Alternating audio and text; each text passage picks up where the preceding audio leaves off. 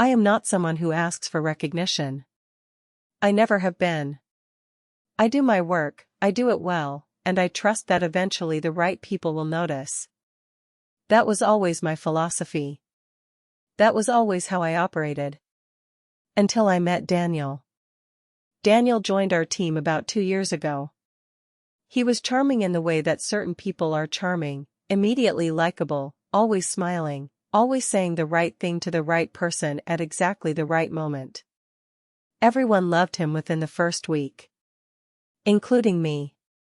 That was my mistake. I had been at the company for 3 years when Daniel arrived. 3 years of building relationships, learning the systems, developing processes that genuinely made our department more efficient. I was not the loudest person in the room. But I was consistently the most prepared. Daniel noticed that immediately. It started small. He would ask to sit in on my client calls. To learn the ropes, he said. I was happy to help. Then he started asking to review my presentations before I sent them up. For feedback, he said. I thought nothing of it. Looking back, I can see exactly what was happening. But at the time I simply saw a new colleague who was eager to learn and I was too focused on my own work to read the signs. The first moment I felt something was wrong was during a quarterly review meeting. Our manager was going through department highlights and she mentioned a new client framework that had apparently impressed the executive team. It was my framework. I had spent 6 weeks building it. She credited Daniel. I sat very still in that meeting.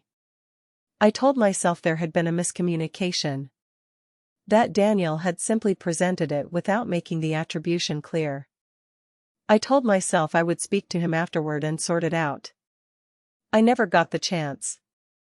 Before I could say anything, Daniel caught my eye across the conference table and gave me a small smile.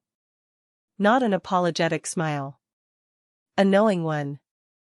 That was the moment I understood exactly what kind of person I was dealing with. I went home that evening and I made a decision. I was not going to confront him. Not yet. Because confronting him without evidence would make me look like someone who couldn't handle a colleague getting recognition. It would make me look petty. It would make me look exactly the way he would want me to look. So instead I started doing something I had never done before. I started documenting everything. Every email I sent him. Every document I shared. Every conversation I had where I outlined ideas that later appeared in his presentations.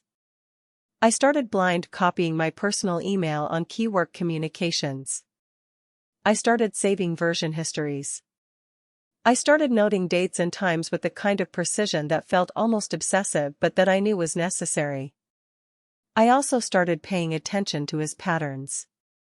When he presented ideas in meetings, I noticed they always came in the days immediately following our one-on-one conversations. When he submitted reports to management, they contained frameworks and language that I recognized from documents I had shared with him privately. It went on for 8 months. 8 months of watching my work travel from my desk to his presentations to the attention of people who should have known my name but were learning his instead. Then our company announced a new senior position. Head of Client Strategy. The kind of role that only comes around once. Daniel applied immediately. He told me over lunch, casually, like we were friends. Like nothing had ever happened. I smiled and told him that was great news. Then I went back to my desk and I sent an email to our head of human resources requesting a private meeting. I walked into that meeting with a printed folder. 14 pages. Every piece of documentation I had gathered over 8 months. Emails with timestamps. Document version histories showing my authorship. Side-by-side comparisons of my private drafts and his public presentations. I did not go in angry. I went in prepared. The HR director read through the folder in silence. She asked me 3 questions. I answered each one precisely. Then she thanked me for bringing it forward and told me the matter would be reviewed. I went back to my desk and continued working as if nothing had happened.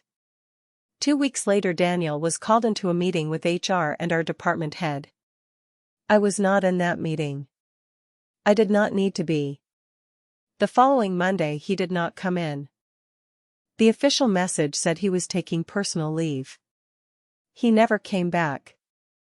3 months after that, I was offered the head of client strategy role. Not as a consolation. Because when they reviewed the actual record of work produced in our department over the previous 2 years, the picture was very clear. People sometimes ask me if I feel bad about what happened to Daniel. If I think the outcome was too severe. I think about that question carefully every time. Daniel made a choice. He made it repeatedly, over many months, with full awareness of what he was doing. Every time he smiled at me across a conference table, he was making that choice again. I did not take anything from him. I simply stopped allowing him to take things from me. There is a difference. And understanding that difference is what allowed me to act without anger and without guilt. If you are in a similar situation right now, I want you to hear this clearly.